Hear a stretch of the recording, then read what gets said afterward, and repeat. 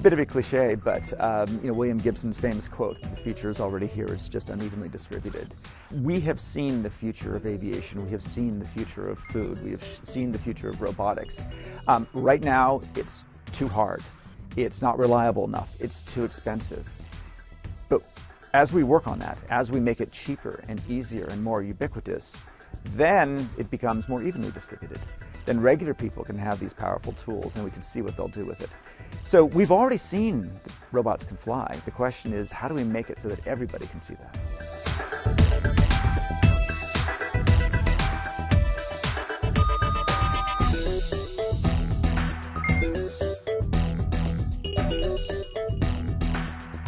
We know that we got to feed more people, and we have to lower the chemical load in agriculture and use less water.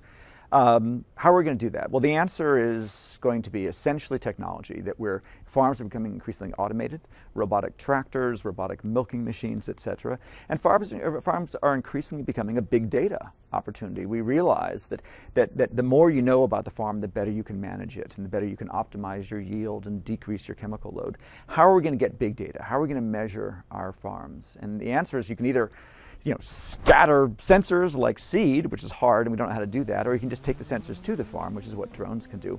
So the irony of this whole thing is that when I got started in this whole thing, I thought, autonomy, drones are the future of flight. And in reality, they may in fact be the future of food. It's been a long time since farming was dominated by the family plots and the small holdings. Today farms are huge. Farms are getting bigger and bigger with consolidation in big ag, and there's fewer and fewer people on them. And as the sort of demands for productivity go up, they're being scientifically managed by what's called precision agriculture. So a tractor today typically drives itself, GPS guided, within centimeters precision to exactly know where things are planted. They can also pick crops that same way. The farmer sitting in that cab is probably watching a movie, not driving the tractor. Cows, when they want to be milked, cows go into the milking shed, and the robots then milk them. This sort of robotic, revolution in agriculture. 300 years after the original mechanization of agriculture is going to be the way we get to that next level of productivity that feeds the planet. I think we're right there with drones, which is to say our job as technologists is to make them cheap and easy and ubiquitous, and then ultimately the users figure out what the application is for. And farming's a perfect example of that.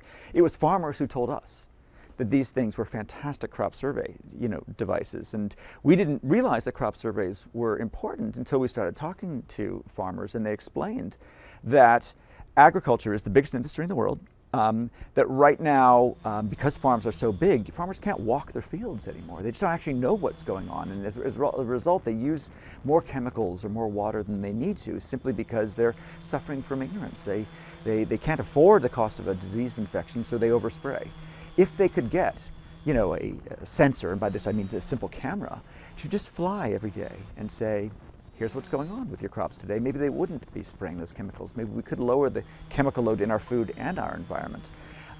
So it's not only the biggest industry in the world with the highest economic potential of bringing this sort of big data approach to crop management, but it's also the safest place to be using things because there's no people there. It's not over your backyard. It doesn't trigger privacy issues.